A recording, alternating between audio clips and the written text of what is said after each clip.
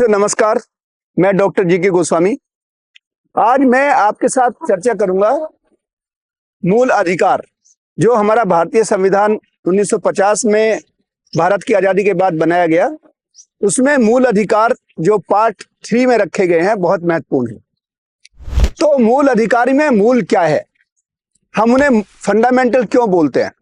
Fundamental का मतलब होता है साथियों ऐसे अधिकार जो व्यक्ति के व्यक्तित्व को, उसकी पर्सनैलिटी को डेवलप करने के लिए जरूरी हैं। ये सारे के सारे फंडामेंटल राइट, आप उन्हें मानव अधिकार भी कह सकते हैं, लेकिन मानव अधिकार का वो हिस्सा जो बहुत ही महत्वपूर्ण है, इसलिए हम उनको फंडामेंटल राइट कहते हैं।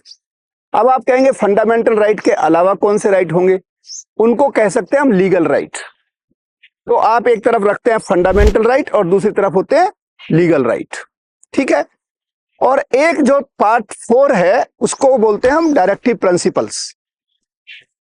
और एक और इंपॉर्टेंट है कि कहेंगे आप कि भाई हमने अधिकार तो दे दिए लेकिन ड्यूटी भी तो होनी चाहिए। तो ड्यूटी को हम लाते हैं कहां पे? Part 4A article 51A। उसके बारे में हम आपसे बाद में बात करेंगे। तो आज हम आपसे चर्चा करते हैं फंडामेंटल राइट के बारे में। तो फंडामेंटल राइट साथियों आर्टिकल 12 से लेकर के 35 तक रखे गए हैं, 35, ठीक।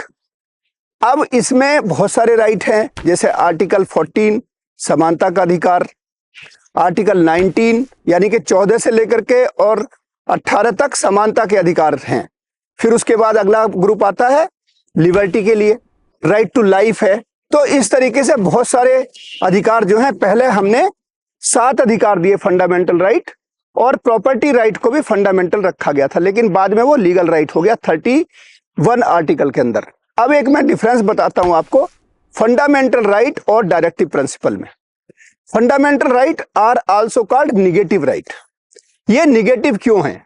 क्योंकि ये जो अधिकार हैं ये सरकार के विरुद्ध होते हैं। क्योंकि सबसे ज्यादा फंडामेंटल राइट का ब्रीच कौन करता है? वो गवर्नमेंट ऑफिशियल्स या सरकार के द्वारा होने की संभावना है। तो सरकार अकाउंटेबल हो, गवर्नेंस पब्लिक ओरिएंटेड हो, इसलिए फंडामेंटल राइट को रखा गया। और इसीलिए हमने रिट का प्रावधान बनाया आर्टिकल 32 में, जो हम पहले भी बात कर चुके हैं। रिट का प्रावधान हाई कोर्ट के लिए 226 के अंदर है। तो जो फंडामेंटल राइट है they are basically most important rights of the citizens, और उनमें कुछ अधिकार ऐसे भी हैं जो नॉन सिटीजन के लिए भी हैं। इन्हीं शब्दों के साथ बहुत बहुत धन्यवाद। मैं आपके साथ जुड़ा रहूंगा हमेशा के लिए। धन्यवाद, नमस्कार।